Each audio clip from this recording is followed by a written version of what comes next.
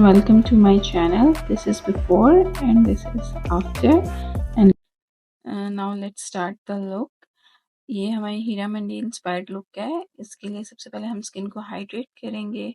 Spray किया था मैंने मैक के साथ, मैक प्रेप एंड प्राइम, और अब मैं इसके ऊपर सेरावी मॉइस्चराइजिंग लोशन अप्लाई कर रही हूँ ताकि हमारी स्किन प्रॉपरली हाइड्रेट हो जाए। क्योंकि मेरे मॉडल की आई लैशेस बहुत स्ट्रेट हैं और बहुत स्टबर्न है, so I am curling them using P. Louise Base Rumor in 01 shade।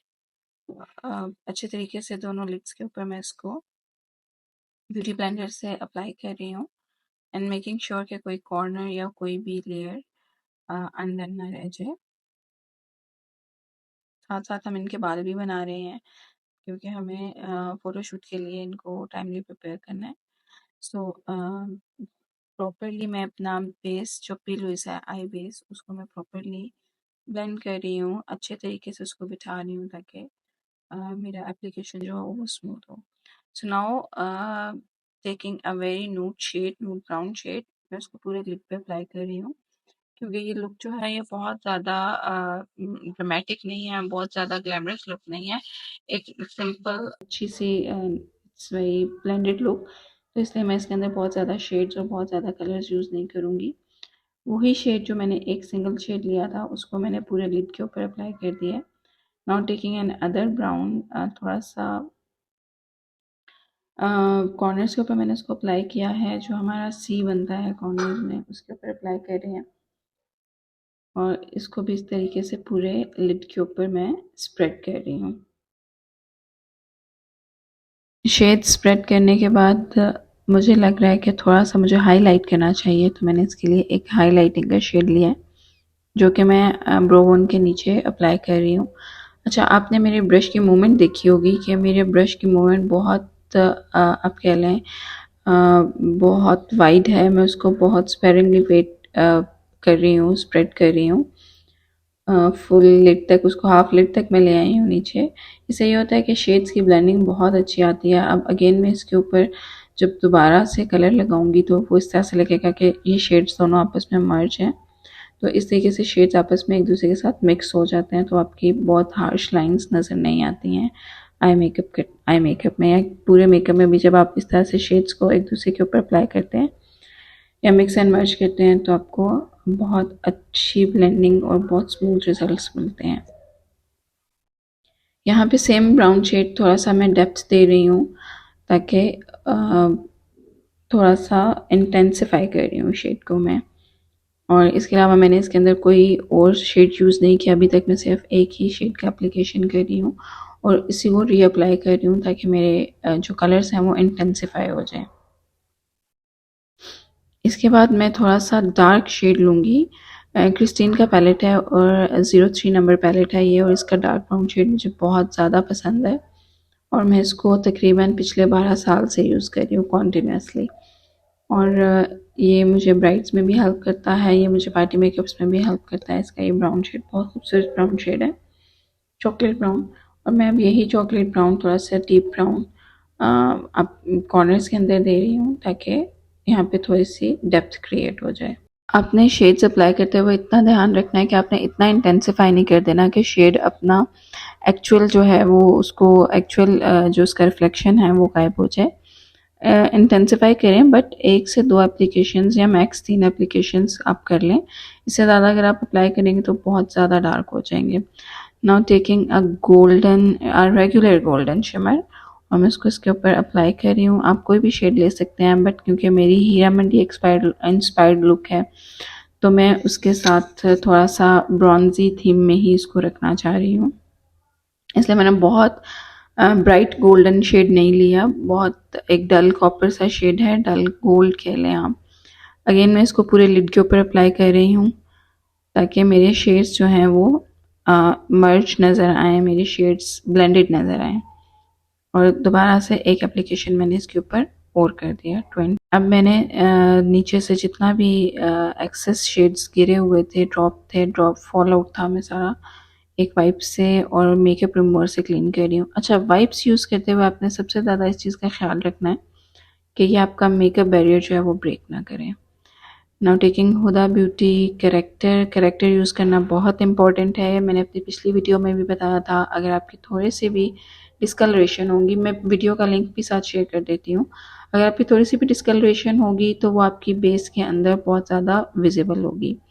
Character को मैं फिंगर से टैप कर रही हूँ। फिंगर से टैप करने का फ़ायदा ये होता है कि आपकी जो कलर करेक्टर है वो आपकी स्किन के अंदर प्रॉपरली प्रेस हो जाता है और वो निकलता नहीं है जब आप फाउंडेशन के साथ या उसके साथ आप ब्यूटी ब्लेंडर के साथ जब आप फाउंडेशन अप्लाई करते हैं तो ये वो प्रॉपरली प्रेस हुआ होता है। अब इसके ऊपर मैं एक शेड अप्लाई कर रही हूँ कंसीलर का। This is shade almond by too faced concealers, और ये इसका आलमंड शेड है। जहाँ जहाँ मैंने करेक्टर अप्लाई किया मैं उसके ऊपर ये आलमंड अप्लाई कर रही हूँ ताकि मेरी जो बेस है वो प्रॉपरली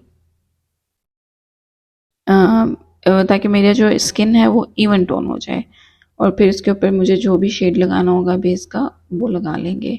आपको मैंने लास्ट वीडियो में भी बताया था कि स्किन को इवन करना बहुत ज़रूरी है। अगर आप इवन नहीं करेंगे तो वो आपको डिफरेंट साइड्स पे से डिफरेंट शेड्स के अंदर, डिफरेंट लाइट्स के अंदर वो आपकी स्किन नीचे से छलके की नज़र आएगी। जो भी आपकी डिस्कलरेशन है, आइदर इट्स योर पिगमेंटेशन या आपके डार्क सर्कल्स हैं, वो आपको डिफरेंट लाइट्स के अंदर नज़र आएंगे। सो इसलिए मैंने इसको प्रॉपरली स्मूथ कर दिया और अब आप देख सकते हैं कि इनके डार्क सर्कल्स बिल्कुल भी नज़र नहीं आ रहे और स्किन जो है वो बिल्कुल उनके अपने टोन के साथ मैच कर रही है। यहाँ पे जी मैंने अप्लाई किया है एक हाइलाइटर कंसीलर है, ये इसका शेड स्वान है और ब्रांड इसका टू फेस्ड ही है। और यहाँ पे मैं शी ग्लैम का पिंक ब्लश ऑन यूज़ कर रही हूँ। इट्स लिक्विड ब्लश, और लिक्विड ब्लश की ब्लेंडिंग बहुत अच्छी होती है। अभी तक मैंने स्किन के ऊपर कोई भी पाउडर यूज़ नहीं किया है, सिर्फ मैं लिक्विड्स के साथ ही काम कर रही हूँ, ताकि लिक्विड शेड लगाने का मकसद भी यही होता है कि आपके शेड्स जो हैं वो इंटेंसिफाई हो जाएं। लिक्विड ब्लश लगाने का भी मकसद यही है ताकि आपकी बेस के जो कलर्स हैं वो ज़्यादा देर तक स्टे करें, ज़्यादा लॉन्ग लास्ट करें, क्योंकि हमें मेकअप्स को 6 to 8 आवर्स मैक्सिमम 10 आवर्स भी स्टे कराना होता है। तो अगर हमने लिक्विड शेड्स यूज़ किए होंगे तो वो उसको स्टे करने में हेल्प करेंगे। मैं आइज़ के नीचे जो मैंने अपना हाइलाइटर लगाया था, कंसीलर लगाया था, उसको ब्लेंड कर रही हूँ। लेकिन आपने ये ध्यान रखना है कि आपके ब्लश ऑन के ऊपर या जो आपका भी ब्लशर है उसके ऊपर आपका शेड नहीं जाना चाहिए। नेक्स्ट स्टेप है जी कॉन्टूर। कॉन्टूर के लिए मैं यूज़ कर रही हूँ लशियस का पैलेट, और लशियस का पैलेट में मैं इसका एक डार्क ब्राउन शेड यूज़ कर रही हूँ। बहुत सॉफ्ट कॉन्टूर है क्योंकि मैं ऑलरेडी आपको बता चुकी हूँ कि बहुत ड्रामेटिक मेकअप नहीं है, इसलिए मैं सिर्फ एक वार्मथ ऐड कर रही हूँ फेस के ऊपर, टेम्पल्स के ऊपर, फोरहेड पे, ताकि एक अच्छा सा शेड आ जाए। मेरी क्योंकि जो मॉडल हैं उनके ब्रोज बहुत थिक थे तो मैंने अभी तक उनको फिल नहीं किया है, जस्ट मैंने जितना भी उनका एक्सेस पाउडर था उसको ब्रश आउट किया है और उसके बाद अब मैं बहुत सॉफ्ट हैंड से फिलिंग करूँगी। अगर आपके ब्रोज बहुत ज़्यादा शार्प हो जाते हैं, बहुत ज़्यादा डार्क हो जाते हैं, तो इससे बहुत वियर्ड सी और बहुत शार्प सी और बहुत एजड लुक आती है। तो अब मैं इनको बहुत सॉफ्ट हैंड से बहुत हल्का सा शेड लेके जस्ट इनको मैं नीट कर रही हूँ। मैं इनको प्रॉपर फिलिंग नहीं कर रही हूँ क्योंकि इनको ज़रूरत नहीं है, और इसके लिए मैं ABH यूज़ कर रही हूँ, एनास्टेसिया बेवर्ली हिल के मैं डिप प्रो यूज़ कर रही हूँ, और बहुत हल्के हाथ से बहुत स्मूथली बहुत लाइट फिलिंग के साथ मैं इनके ब्रोज फिल कर रही हूँ ताकि ये बहुत ज़्यादा ओवरडन ना लगे। अगेन इसी तरह से मैंने दूसरा ब्रो भी फिल कर लिया। नोज़ कॉन्टोर के लिए अगेन मैं यहाँ पे लिशियस का ही पैलेट यूज़ कर रही हूँ और सेम शेड यूज़ कर रही हूँ जो मैंने चीक्स और चिन के लिए, जॉ लाइन के लिए यूज़ किए थे। जितना आप अपनी नोज़ कॉन्टोर की जो लाइंस हैं दोनों को जितना करीब रखेंगे, साइड की जो लाइन है, उतना ज़्यादा थिन और उतना ज़्यादा शार्प आपका नोज़ लगेगा। लेकिन अगेन यहाँ पे भी ब्लेंडिंग बहुत इंपॉर्टेंट है। आप चेक कर सकते हैं कि मैं बहुत स्मूथली ब्रश चला रही हूँ ताकि शेड ब्लेंड भी हो जाए और नीचे से मेरी जो बेस है वो भी ख़राब ना हो। सो अब मैं आँख के नीचे अगेन वही ब्राउन शेड यूज़ कर रही हूँ जो मैंने आँख के ऊपर यूज़ किया था, जस्ट एक सॉफ्ट सा एक इफ़ेक्ट देने के लिए। क्योंकि मुझे बहुत काजल वाली आंख नहीं बनानी है, मुझे एक अच्छी सी सॉफ्ट सी आंख बनानी है, तो इसलिए मैं बहुत ज़्यादा शेड्स यूज़ नहीं करूँगी। यहाँ पे जी मैं स्प्रे कर रही हूँ और उसको मैं ड्राई कर रही हूँ ताकि मेरा सेटिंग स्प्रे यूज़ कर रही हूँ। मैं आप लोगों को इंशाल्लाह सेटिंग स्प्रे और फिक्सिंग स्प्रे के ऊपर डिफरेंस भी बताऊँगी। उसके लिए भी मुझे बहुत से क्वेश्चंस आते हैं कि आपने कब कब सेटिंग स्प्रे और कब कब आपने यूज़ करना है फिक्सिंग स्प्रे। खैर यहाँ पे इस स्टेप में मैंने यूज़ किया है एक सेटिंग स्प्रे मैक का, और अब मैं इंकलॉट के आईलाइनर से एक रेगुलर लाइनर लगा रही हूँ। Again it's not very dramatic, एक सिंपल प्लेन लाइनर मैं लगा रही हूँ। आपको अगर कुछ भी पूछना हो तो आप मेरे कमेंट सेक्शन में आके मुझसे पूछ सकते हैं। कोई भी प्रोडक्ट अगर मुझसे मिस हो गई है तो आप कमेंट्स में मुझसे पूछ सकते हैं। I will surely reply all your queries. और कोई भी न्यू टॉपिक जो आप मुझे देना चाहें, जिस पे आप चाहें कि मैं आपको वीडियो बना के दूं या फिर मैं आपके साथ अपना एक्सपीरियंस शेयर करूं, तो डू लेट मी नो कि आप किस चीज़ के ऊपर वीडियो देखना चाह रहे हैं, या कोई आप अपने सजेशंस भी दे सकते हैं जी। तो यहाँ पे मैंने लाइनर कंप्लीट कर लिया है using my most favourite Maybelline mascara. I can trust it with shoots और ब्राइड्स, क्योंकि ये आप ये कह लें कि आप इसको जिस चीज़ से चाहे उतारने की कोशिश कर लें, ये मस्कारा नहीं उतरता आपकी आंख से। So I feel very safe while doing bride and using this mascara कि ये वाटर प्रूफ है, स्वेट प्रूफ है और आपका टेयर प्रूफ है।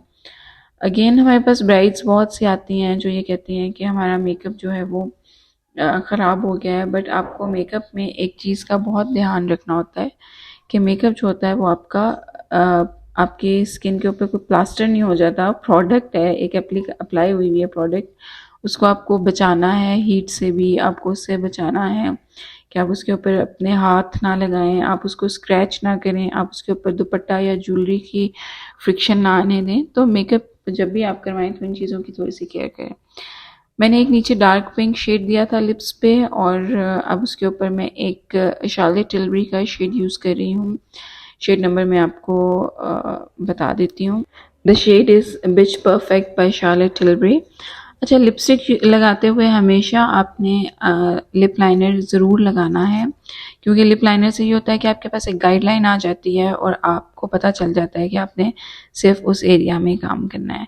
अब मैं इनकी ब्रोज पे मस्कारा लगा रही हूँ फेरारूची का, और इसका सबसे ज़्यादा मुझे वन पसंद है। So this look is completed. आप देख सकते हैं कि it's very smooth, very natural and very beautiful look. और आप मुझे अपने कमेंट सेक्शन में बताइएगा कि आपको ये लुक कैसी लगी। Thank you very much, keep watching, और नेक्स्ट लुक के लिए भी आप रेडी रहिए। And do not forget to subscribe my channel और लाइक माई वीडियोज़, और पसंद आए तो आप प्लीज़ इनको शेयर भी करें।